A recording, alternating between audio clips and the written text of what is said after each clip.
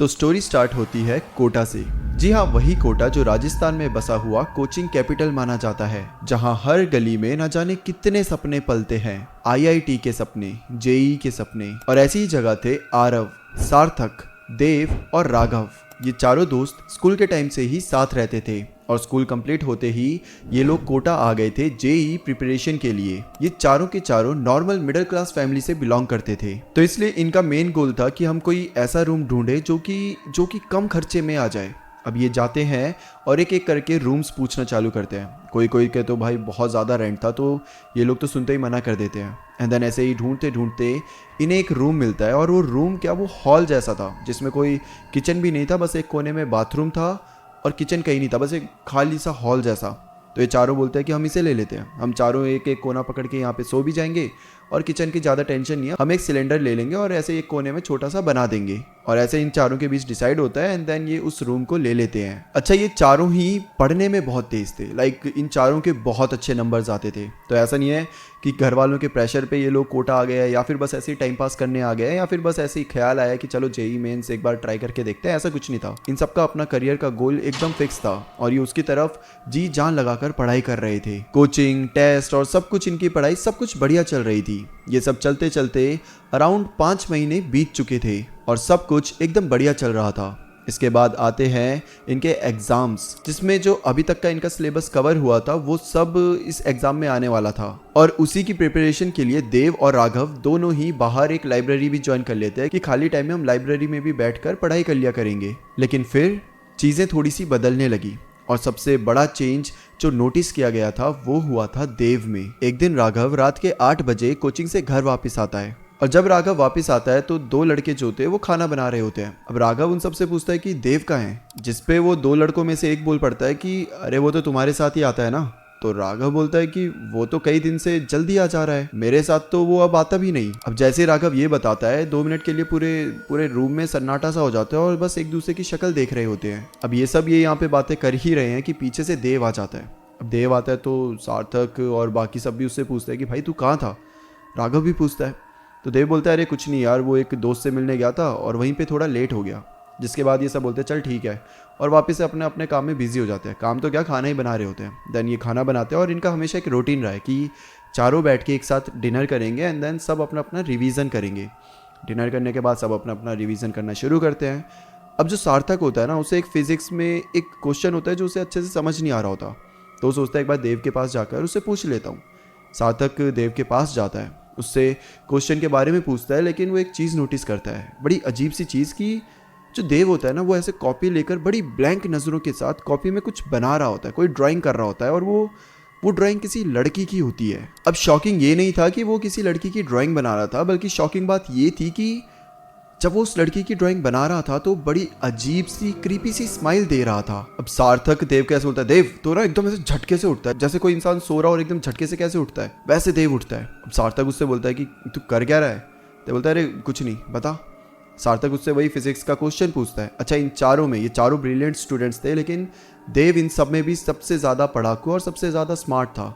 And physics उसका favourite subject था। Like physics के बारे में तो भाई उससे कुछ भी पूछ लो। और सार्थक ने जो पूछा था ना वो क्वेश्चन था जो देव उसे ऑलरेडी एक बार समझा चुका था, लेकिन सार्थक को इतने अच्छे से समझ नहीं आया था और शायद इसलिए वो देव के पास भी गया था। तो देव से वापस से पूछता हो कि यार एक बार फिर से बता दे यार, तूने बताया था, मैं थोड़ा सा इसमें अभी भी कन्फ्यूज़ड हूँ। देव 2 मिनट के लिए पेपर देखता है और बोलता है पता नहीं यार, मुझे समझ नहीं आ रहा, मुझे नहीं आता इसका आंसर। अब सार्थक को ये चीज़ भी बड़ी अजीब लगती है कि यार देव ने ही उसे समझाया था, मतलब ऐसा भी नहीं कि बहुत पहले समझाया हो, लाइक 2-4 दिन पहले ही समझाया था। और अब देव वापस से एक तो ये ड्राइंग अजीब सी कर रहा है, एकदम झटके से उठा है, वो क्रीपी सी स्माइल, और अब ये कह रहा है कि उसको ये आंसर नहीं आता, जबकि उसको आता है।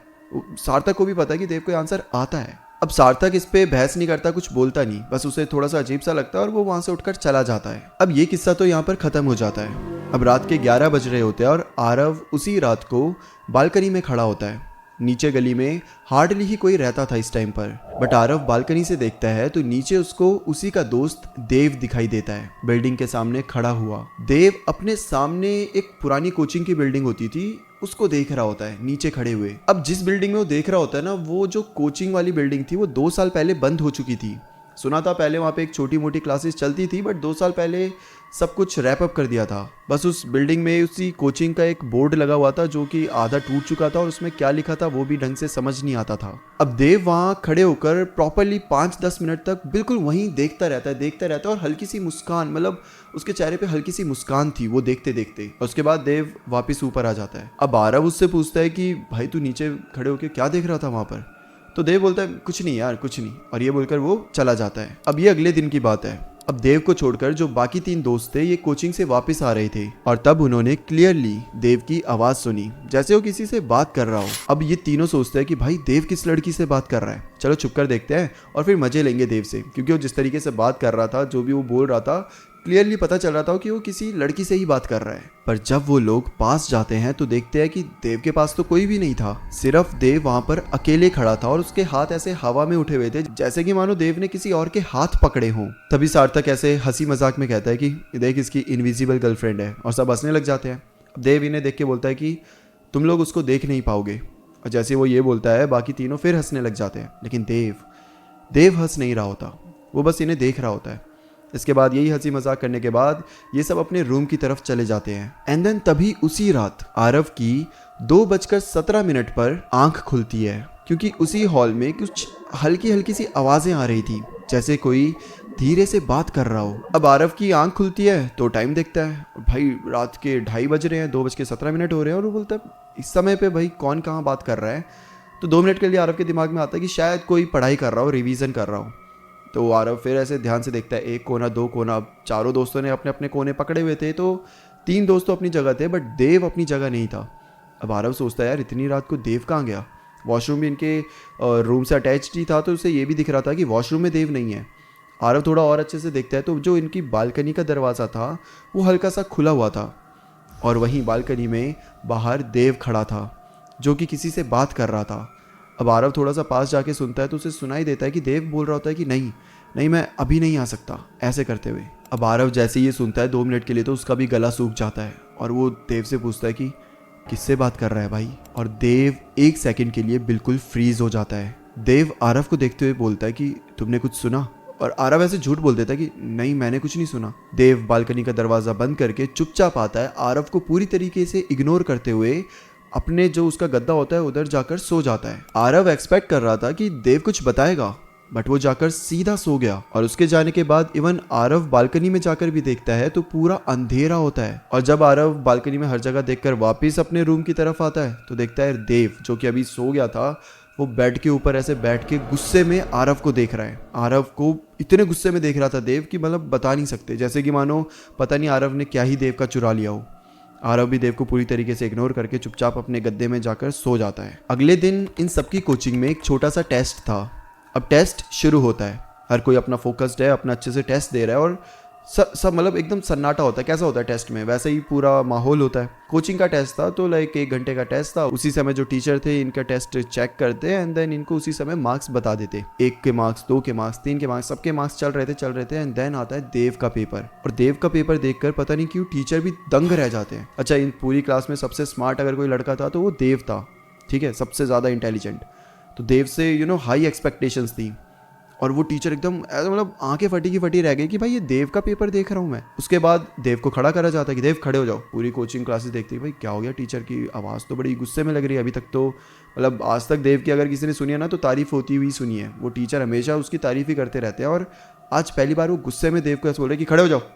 देव खड़ा हो गया, और उसके बाद टीचर ने देव को सुनाना शुरू करा, क्योंकि देव ने पूरा पेपर ब्लैंक रखा था, सिर्फ एक नाम लिखा था पूरे पेपर में, और वो नाम था नैना।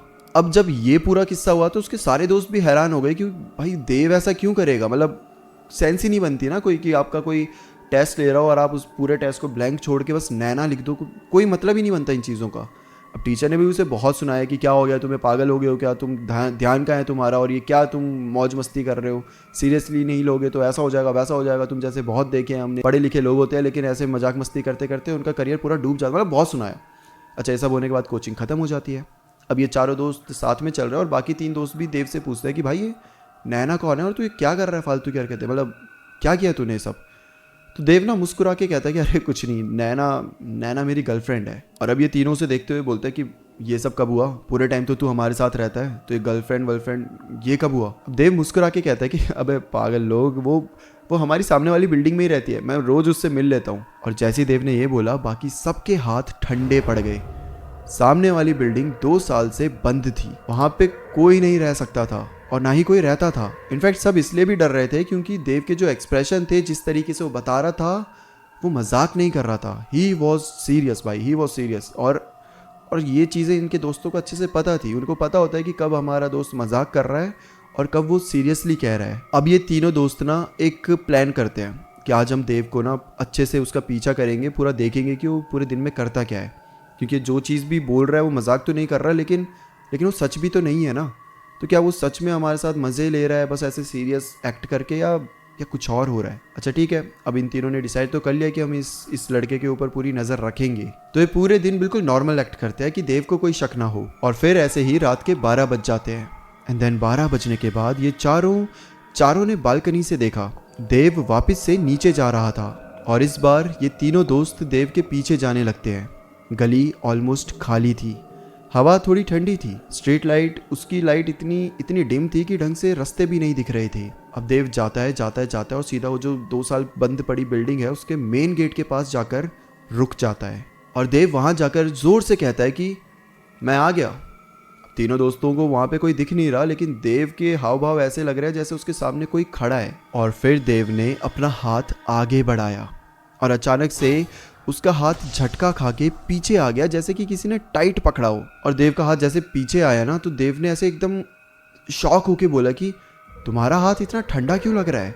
और भाई पीछे जो 3 लड़के थे भाई, उनकी तो ऐसी तैसी हो गई। उनको समझ नहीं आ रहा कि ये पागल इंसान कर क्या रहा है।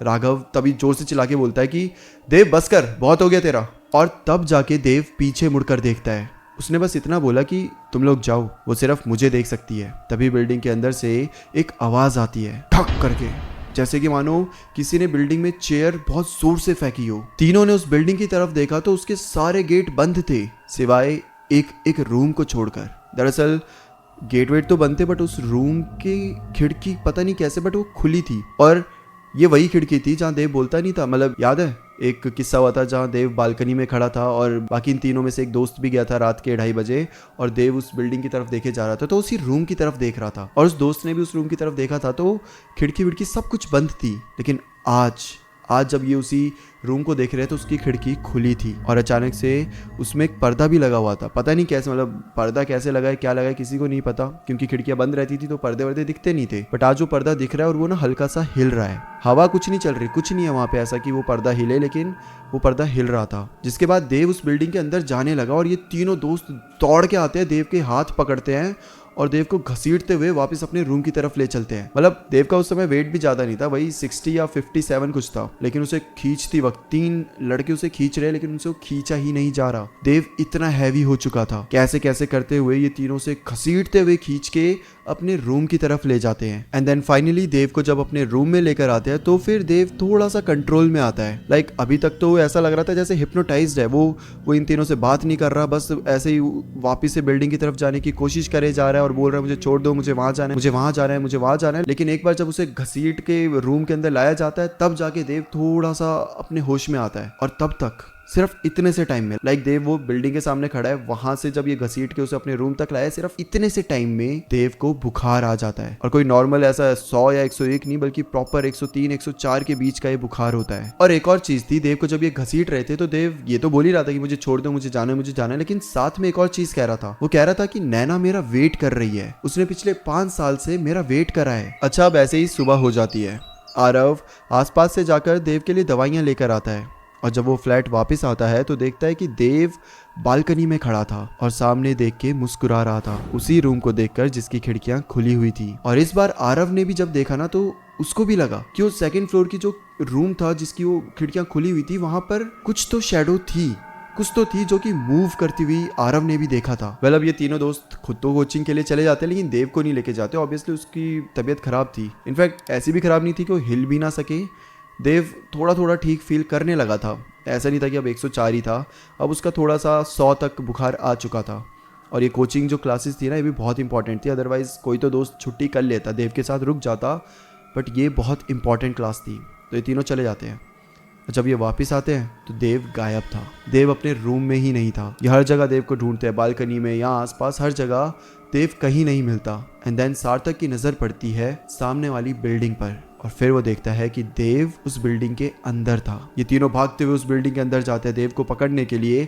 और जब ये सीढ़ियाँ चढ़ते हैं तो सीढ़ियाँ ना गीली हो चुकी थी। लाइक ऐसा समझो कि कोई इंसान पूरा गीला हुआ है, जस्ट नहाकर निकला है और उन सीढ़ियों से ऊपर गया है। तो पूरी सीढ़ियों में ऐसे पानी वानी के छींटे से थे। अब ये भी सेकंड फ्लोर पर पहुंच जाते हैं और जैसे ये सेकंड फ्लोर पर पहुंचते हैं अचानक से उस फ्लोर की हवा एकदम से ठंडी सी हो जाती है, लाइक बर्फ जैसी ठंडी। एक कमरा था जिसका दरवाजा आधा खुला हुआ था। ये तीनों उस कमरे के बाहर खड़े थे और अंदर एक पुरानी स्टडी टेबल थी जिसके सामने देव खड़ा था। इस बार तीनों ने कुछ ऐसा देखा कि उनकी कुछ सेकंड के लिए तो मानो हार्ट बीट ही रुक गई। इन तीनों ने देखा देव के सामने एक लड़की खड़ी थी जिसने सफेद कलर की सलवार पहनी हुई थी और उसके बाल गीले थे। उसके आधा चेहरे पर तो रोशनी आ रही थी लेकिन आधे चेहरे पे बिल्कुल अंधेरा था। उस लड़की की आंखें सीधा देव पर थी। मतलब इस बार देव जिस लड़की के बारे में बातें करता था इन तीनों लड़कों ने भी उस लड़की को देख लिया और उसके बाद आपस में एक दूसरे को देख रहे हैं और तीनों की आंखें ऐसे एकदम बड़ी और फटी हुई है। मतलब उनको समझ ही नहीं आ रहा कि उनके सामने क्या चल रहा है। इसी समय पर देव धीरे से बोलता है, मैं आ गया, और उसने अपना हाथ बढ़ाया। राघव और सार्थक चिल्लाते हुए कहते हैं कि देव।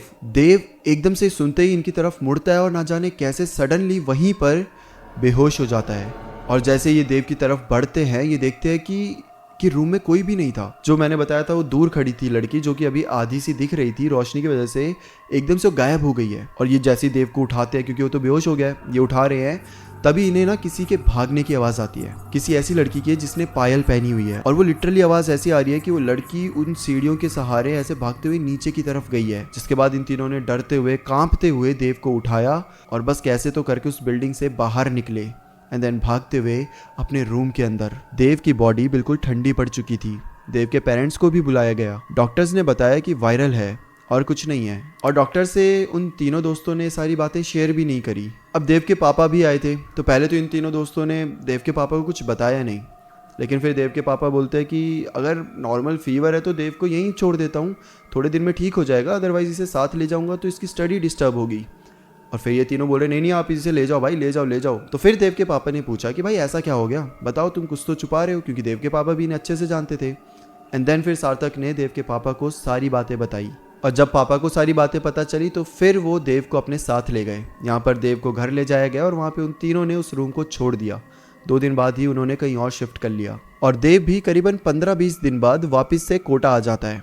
अब जब देव वापस आता है तब उसके तीनों दोस्त उससे पूछते हैं कि आखिर उसको वो लड़की मिली कहाँ। और फिर देव ने इन्हें कहानी बताई कि जब वो एक दिन कोचिंग से जल्दी आ रहा था तब उसे रास्ते में वो लड़की मिली थी उसी बिल्डिंग के सामने। और देव का तो ये भी बताना था कि देव को उससे पहली मीटिंग में थोड़ी अजीब सी वाइब आ रही थी, लेकिन पता नहीं कैसे वो देव उस लड़की के तरफ खींचता चला जाता था। जब भी वो लड़की उससे मिलने आती, जब भी उसको बुलाती, जब भी उसको पुकारती, देव बिना कुछ सोचे समझे, बिना अपने दोस्तों को बताए बस उससे मिलने चला जाता। बाय द वे अब तो ये चारों कहीं अलग जगह रह रहे हैं, लेकिन इनका बताना है कि जब इन्होंने अपना रूम छोड़ा था ना तो उसके बाद वहाँ पर कुछ और दोस्त रहने को आ गए थे और अब उनके साथ क्या हो रहा है किसी को नहीं पता। बट हाँ, देव और उसके सारे दोस्त अब ठीक है और वापस से देव अपने कोचिंग में अच्छा कर रहा है, लाइक अपनी पढ़ाई वढ़ाई सब कुछ अच्छी चल रही है, तो अब सब कुछ नॉर्मल हो चुका है। वेल, ये कहानी थी देव की, ये कहानी थी उन चारों दोस्तों की जो कि पढ़ने गए थे लेकिन साथ में उनके कुछ ऐसा होने लगा जिसकी उम्मीद उनमें से किसी को नहीं थी। दैट्स इट फॉर टुडे दोस्तों, ये थी कोटा की कहानी। आई नो कि आपने कोटा की बहुत कहानी सुनी होगी और अगर आप में से कोई कोटा में रह भी रहा है तो आपके पास भी बहुत सारे किस्से होंगे। वेल, कमेंट में आप अपने किस्से शेयर कर सकते हो और अगर कुछ ज़्यादा ही स्पेशल किस्सा है तो नीचे दिए गए हुए मेल पर आकर आप मुझसे वो कहानी शेयर कर सकते हो। दैट्स इट फॉर टुडे, फिर मिलते हैं किसी और टॉपिक के साथ। तब तक के लिए bye bye and take care.